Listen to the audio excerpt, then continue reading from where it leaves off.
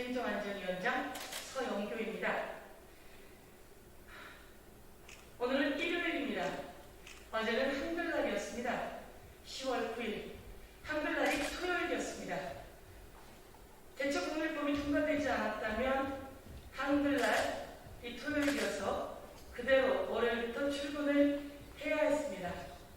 그런데 우리는 얼마 전에 대체공휴일법을 통과시켰습니다. 서영교, 강병원, 그리고 국민의힘에도 여러 의원들이 대표 발의해서 이 법이 통과되었습니다. 10월 9일 한글날이 토요일인 관계로 이번에는 대체 공휴일이 10월 11일, 내일이 대체 공휴일입니다. 여러분, 월요일이지만 여러분 대체 공휴일입니다. 그런데 내년을 보겠습니다. 내년은 1월 1일 신정이 있습니다. 그리고 부처님 오신 날이 있고 현충일이 있고 크리스마스가 있습니다. 지난번 대체 공휴일법이 통과되었음에도 불구하고 정부에서 이 신정, 부처님 오신 날, 현충일, 크리스마스 날은 대체 공휴일 제도를 도입하지 않기로 했던 것입니다. 그래서 내년에는 1월 1일 부처님 오신 날 그리고 크리스마스 날이 토요일, 일요일과 또 겹치게 됩니다. 내년에 이 세 날은 대체 공휴일을 확보할 수 없는 상황이 되었습니다. 우리는 미국, 일본, 영국 등 모든 나라들이 대체 공휴일 제도를 완벽하게 도입하고 있습니다. 그런데 우리는 이번에 통과된 법으로 한글날, 개천절 등이 8.15 광복절 등이 대체 공휴일이 되었습니다. 앞으로 남은 날들도 대체 공휴일로 되어야 한다라고 하는 것을 요구하기 위해서 이 자리에 섰습니다. 여러분, 대체 공휴일 제도는 옆에 나와 있듯이 하루를 대체 공휴일을 하게 될 경우에는 고용 증가가 48,000명이라고 합니다. 그리고 순편입은 8조 8천억이라고 합니다. 소비 지출은 2조 1천억, 생산 유발 효과는 4조 2천억, 부가가치는 1조 6천억, 고용 증가는 36,000명에 달한다고 합니다. 이것이 바로 대체 공휴일 하루를 잡는 데 나오는 경제적 유발 효과입니다.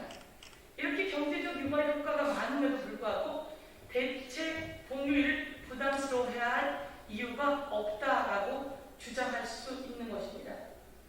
휴일을 주면 마치 경제적인 손해를 보는 것 같은 이제 과거의 관념에서는 벗어나야 합니다. 이 휴일은 또 다른 경제 유발 효과를 가져옵니다. 제가 드리고 싶은 말은 코로나로 이 어려웠던 시기 경제를 살릴 수 있는 경제 마중물의 효과를 하나 볼 수 있다. 두 번째, 코로나로 모두 다 힘든 이 시기에 국민이 하루 더 대체 공휴일을 이용하게 됨으로써 힐링하고 회복하고 그리고 재충전하는 계기가 될 수 있다. 세 번째, 대체 공휴일을 함으로써 코로나로 인해서 흩어졌던 모든 사람들이 공동체를 회복할 수 있는 계기가 된다. 이렇게 말씀드릴 수 있을 것 같습니다.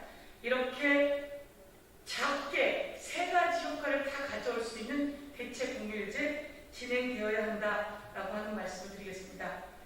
국민 여러분, 10월 9일이 토요일이었습니다. 그리고 오늘은 일요일, 내일 10월 11일을 여러분은 대체 공휴일을 이용하실 수 있게 되어 있습니다. 대체 공휴일에 재충전하시고 가족 공동체 회복하시고 그리고 주변에 경제 살릴 수 있는 경제적 효과를 이용해 주실 것을 요청드리도록 하겠습니다.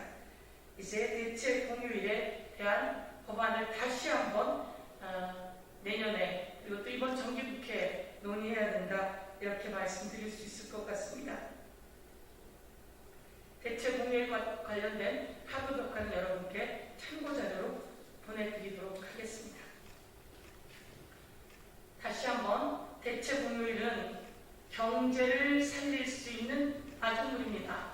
경제 편익 효과만 약 8조 8천억 나온다라고 하는 경제연구소의 통계를 여러분께 알려드리도록 하겠습니다. 대체 공휴일 하루에 약 3만 6천 명의 고용 효과가 일어난다고 하겠습니다. 그런데 작은 단위의 소기업들은 대체 공휴일을 아직 이용하지 못하는 한계가 있습니다. 이것을 근로기준법상 대체 공휴일을 모두 다 공정하게 향유할 수 있도록 해나가야 된다라고 하는 말씀도 드리겠습니다. 이것으로 대체 공휴일에 대한 브리핑을 마치겠습니다. 한 가지 더 말씀드리겠습니다. 이번 국행정안전위원회 국정감사에서 말씀을 드렸는데요. 내년 3월 9일에는 대통령 선거가 있습니다. 내년 3월 9일에 대통령 선거가 있습니다. 그런데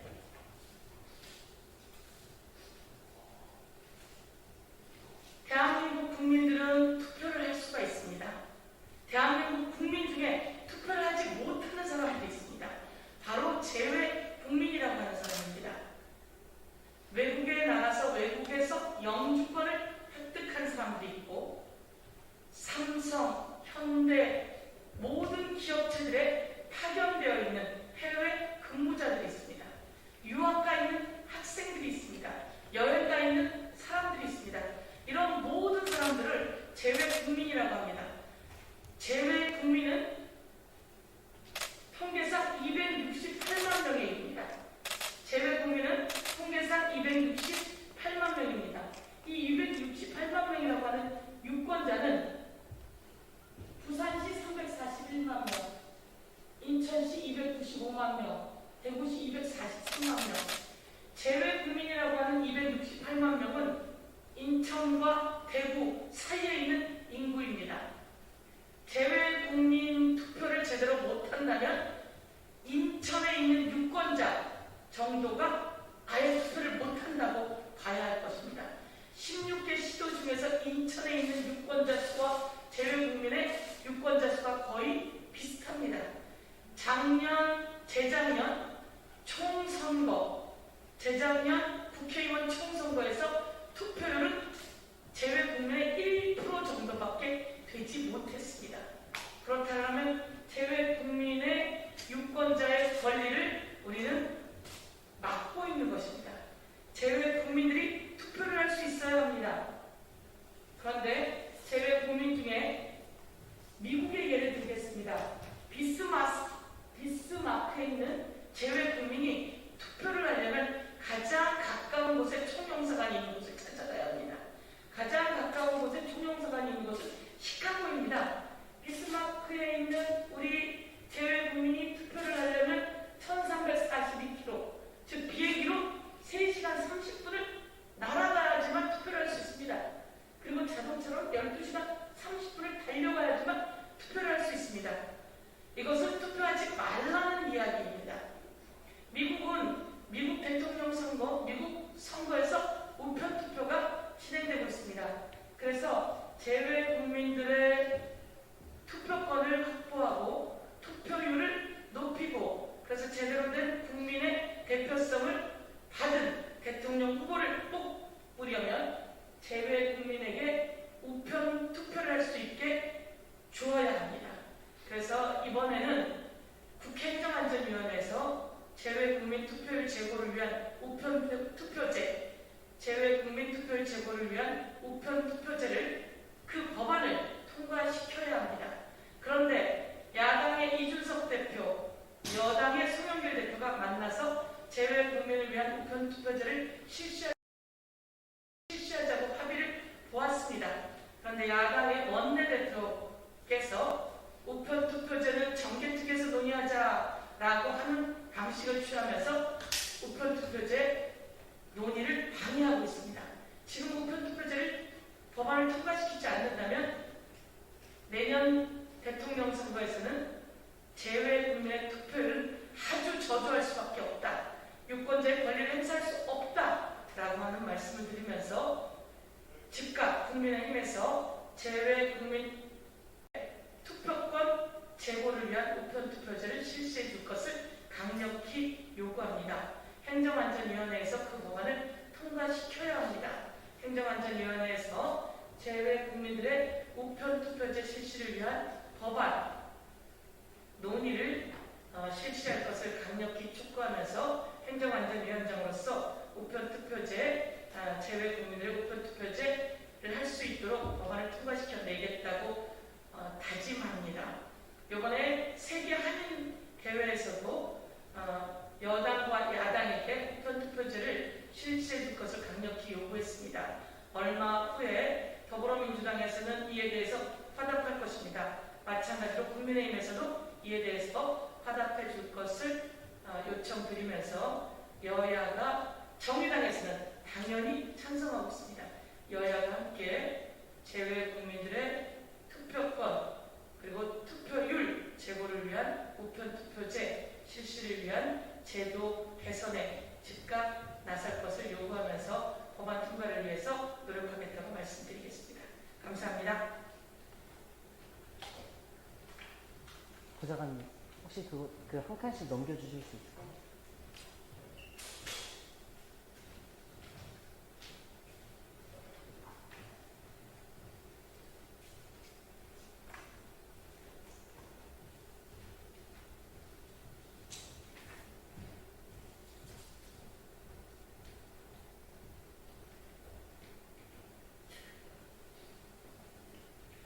대체 공휴일에 관한 피켓입니다. 대체 공휴일 할 경우에 순편익이 8조 8천억에 달한다라고 말씀드리겠습니다. 고용 증가는 4만 8천여 명에 달한다 이렇게 말씀드릴 수 있을 것 같습니다.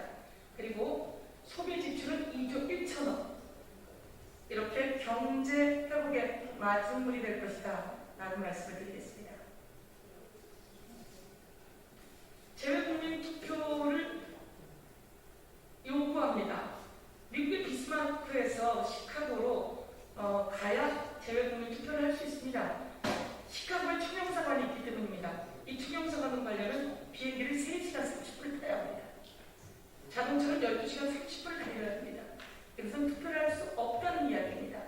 이런 재외국민들에게 우편 투표를 할 수 있게 해야 된다라는 말씀을 드립니다.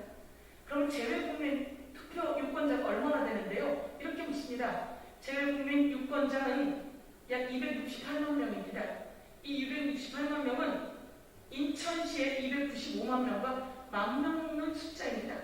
인천시 한 개 시의 유권자 수와 맞먹는 재외국민 유권자 수를 우리는 무시해서는 안 된다. 이 유권자들에게 투표권을 드려야 된다. 이렇게 말씀드릴 수 있을 것 같습니다. 이상으로 마치겠습니다.